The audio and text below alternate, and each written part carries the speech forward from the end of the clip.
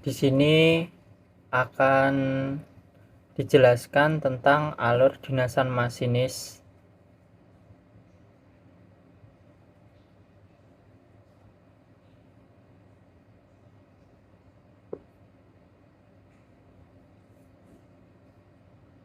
Di mana di sini diterangkan tentang harus paham semboyan, tentang lintas juga untuk kedepannya,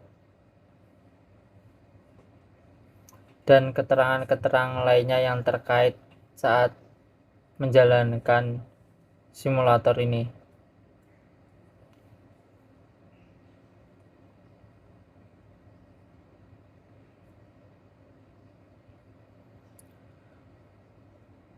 Untuk masinis yang menjalankan masinis datang 45 menit sebelum jadwal keberangkatan, dan ketika masinis mengambil lokomotif maka waktunya akan berbeda, di mana waktu yang dibutuhkan adalah sekitar 2 jam sebelum keberangkatan.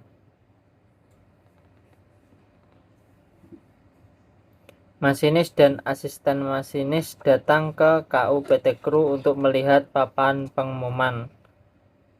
Lalu setelah itu masinis dan asisten masinis masuk ke penyelia.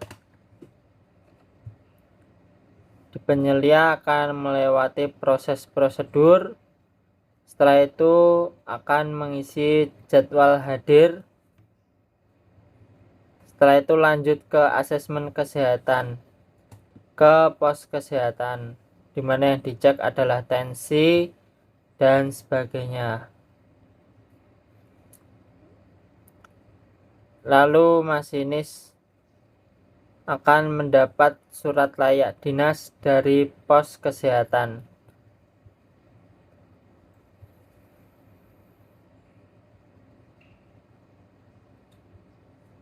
Setelah itu menuju lagi kembali ke PT Kru lagi untuk menghadap ke penyelia.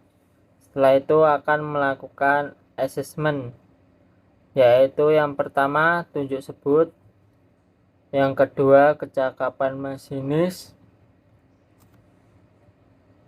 ketiga inventaris pelengkap, dan yang terakhir adalah asesmen siap dinas,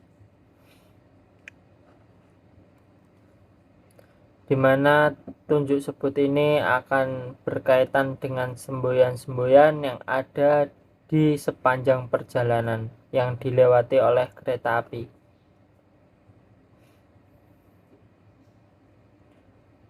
Masinis dan asisten masinis wajib tunjuk sebut, di mana ini dilakukan oleh penyelia.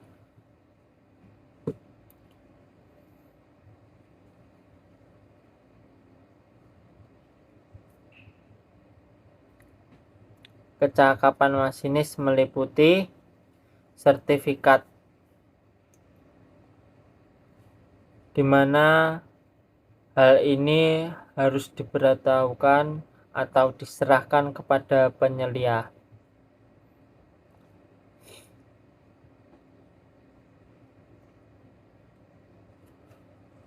Setelah itu masinis dan asisten masinis wajib menunjukkan brevet kecakapan,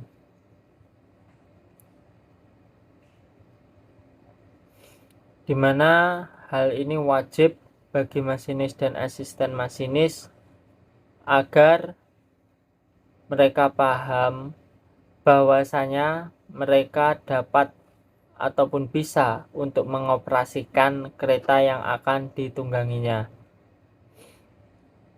Setelah itu perlunya untuk mengetahui kecepatan dari tiap-tiap sarana, yang dimana disimbolkan dengan huruf yang memiliki arti kecepatan dari sarana itu sendiri.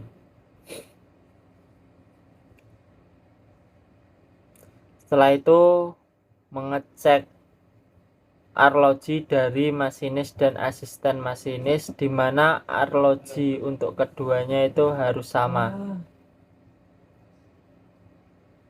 Setelah itu wajib mengisi buku, di mana yang bertuliskan siap melaksanakan tugas sesuai dengan SOP. Setelah itu penyelia menerbitkan, di mana itu akan dilanjutkan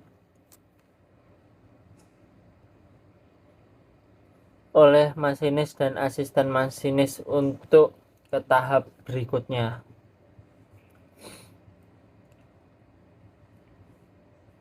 Setelah itu mengecek sarana, di mana bagian depan seperti bumper dan sebagainya harus dicek dan harus dalam keadaan yang baik.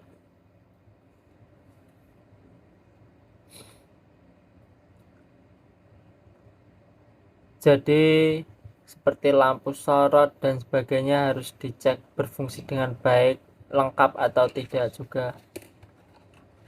Setelah itu pada bagian samping seperti bogi, terus sepatu remnya juga harus dicek seperti kelengkapan dan sebagainya.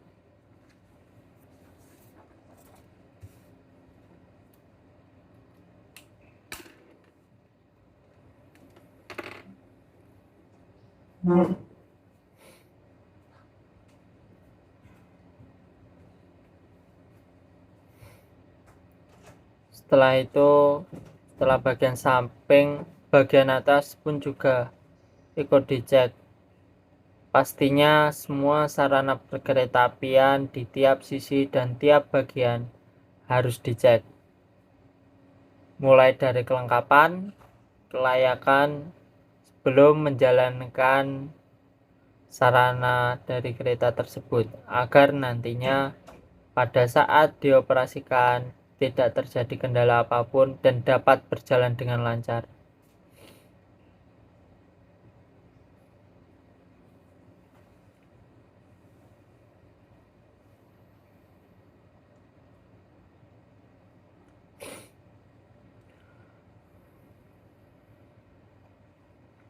Setelah semuanya siap, maka masinis akan menandatangani T200.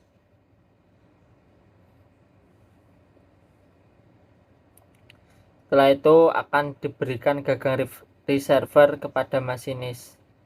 Itu adalah sebuah kunci bagi seorang masinis.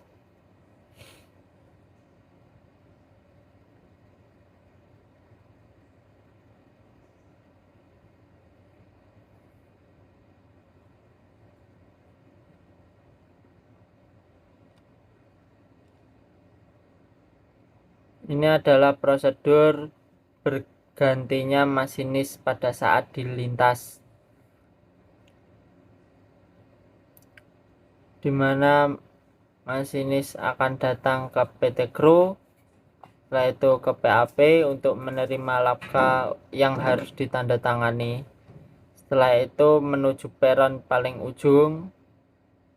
Setelah itu KA datang, masinis wajib berdiri di samping lobi lokomotif, dan masinis yang menyerahkan akan memberikan informasi terkait kondisi dan kelayakan dari sarana perkeretaapian. Setelah itu akan ditandatangani karena serah terima dari kedua belah pihak masinis.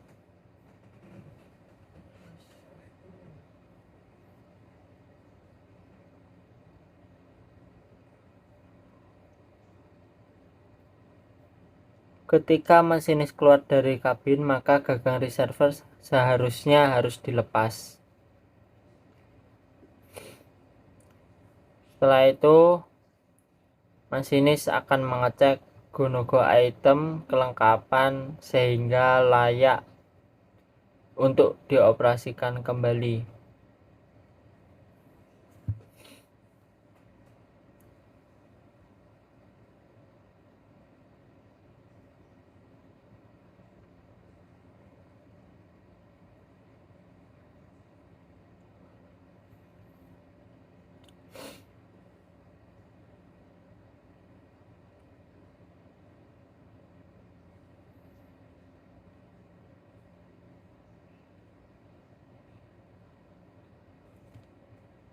Untuk cek modulasi sendiri, yang pertama adalah nomor lokomotif.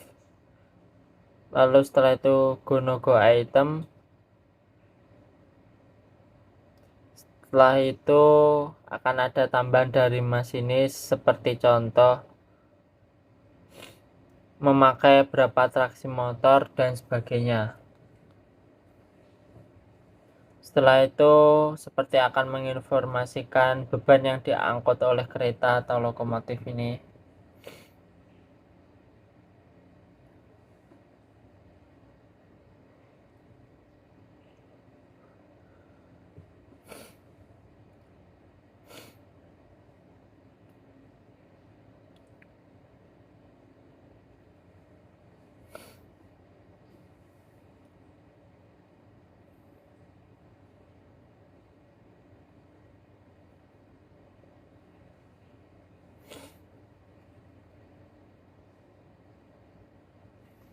Jika modulasi baik, maka